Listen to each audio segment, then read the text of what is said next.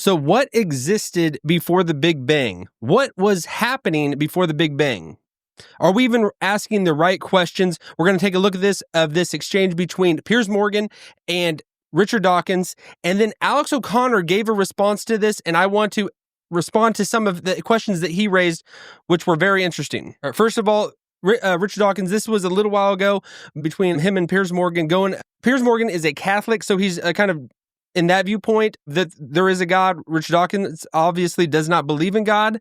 So they come at it from two different viewpoints. Piers Morgan gave he raised some questions like, how can you not understand that you're not making logical sense by saying what was before the Big Bang? And Richard Dawkins tries to reorient or readjust his question because it might be the wrong question that he's asking. And I kind of agree. Which is, what is there before it starts? What is nothing? This is a question for a physicist, not a biologist, but what I would answer to Professor Meyer is that we need to explain complexity in terms of simplicity. And of course, it's true that I cannot say what was there before the Big Bang. Physicists sometimes tell us that the word before doesn't even mean anything before the Big Bang. But whatever it was, but it has to, doesn't it? You cannot suddenly invoke. Doesn't it have to?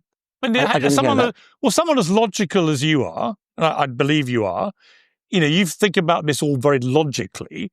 A logical mind surely has to appreciate that before the Big Bang, there has to have been something before then. Otherwise, what is nothing? Okay, so I want to actually respond to some of the things that Alex raises in answering this, because this is Richard Dawkins points Piers Morgan to a physicist, and he's a biologist. He says, I'm stepping out of my lane in answering that. And is that really a rational response? Because everybody has to kind of deal with this, whether you've kind of studied how the mechanics of the universe work in physics or not. You still got to come to the table and have to answer some of these things, because in a logical mind, we always deal with finite things. Something happens, causes and effect. If the universe didn't always exist, and that is what the explanation is through the Big Bang, because we know there was an origin, was there something before that? And is that the right question? To me, that is kind of moving past the realm of what Rich Dawkins is getting at, because he tries to change the viewpoint of Piers. But I want to answer some of these things that Alex O'Connor raises in his response to this, because I think it's very well founded in what he's saying. Because this kind of fits into the Christian worldview, because the before aspect of timelines, if there was something we can't ask that. The Christian viewpoint is before, God doesn't have a before. He doesn't have a starting point. And he's the one who has always existed.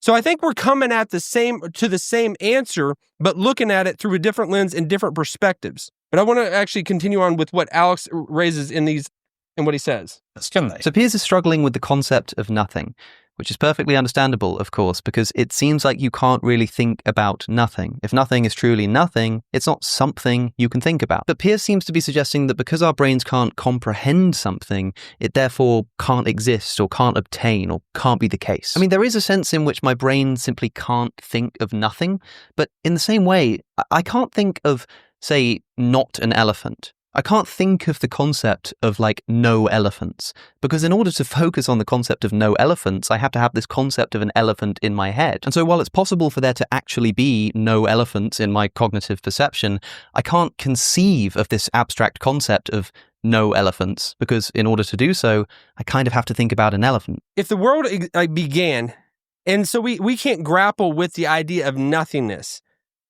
you can't think about, how was I thinking before I was born? What was I thinking about before I was born? Because you weren't existing. It's asking the wrong question. About God, we're saying that he's just always been. He is the axiom. He is the starting point, the focal of everything. And that's what people think. They struggle with the timelines of our existence compared to the infinite creator. If he is there. And it is asking, I think, the wrong question. And Alex points this out strongly. But dealing with the concept of nothingness, just try to think about not thinking of an elephant. You can't. It's impossible because you're asking the wrong question. Our minds cannot comprehend or can conceive of these things that are greater realities than us. And I think that is what the point of the biblical argument is. It just starts off with, in the beginning, God. God was always there. He sprung all of this into existence. He did not have a starting point, because everybody always says, well, where did God come from? Where did God come from? How did he start?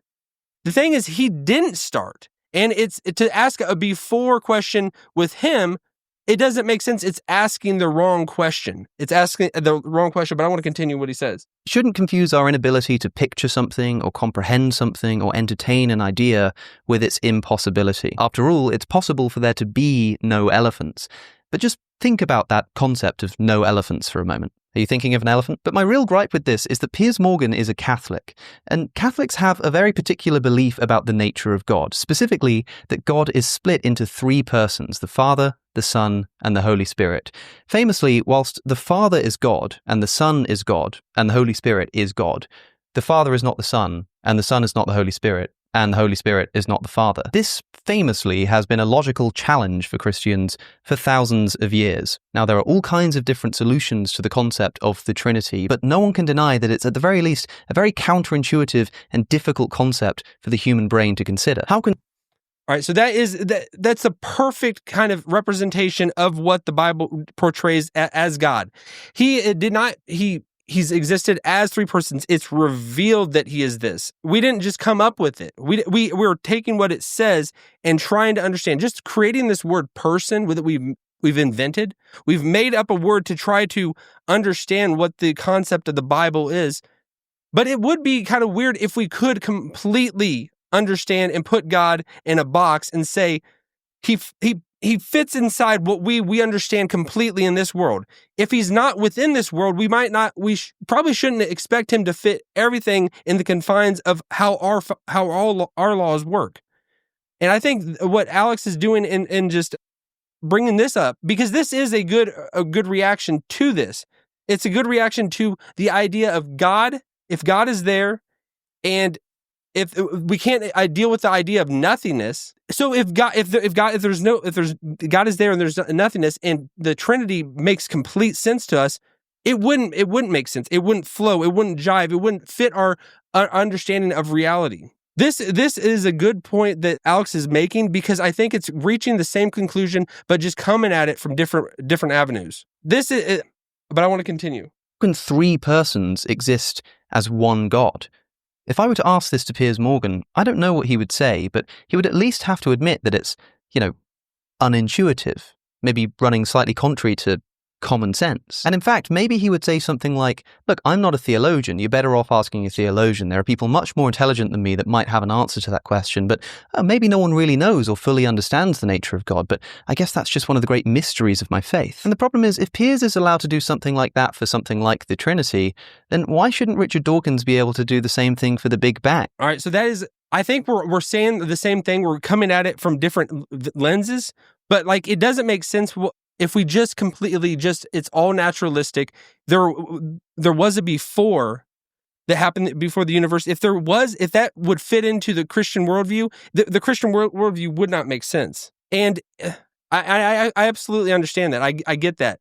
But if we understood God completely, I don't think we could rightly call him God. He would just be another idol, another invention of our mind.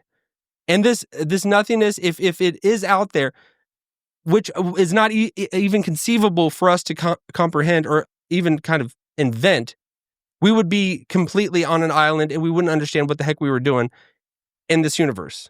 But I think this is what Alex brings to the table, and what he makes up is very understandable and very clearly articulated. So I think he has I think he's going in the right direction.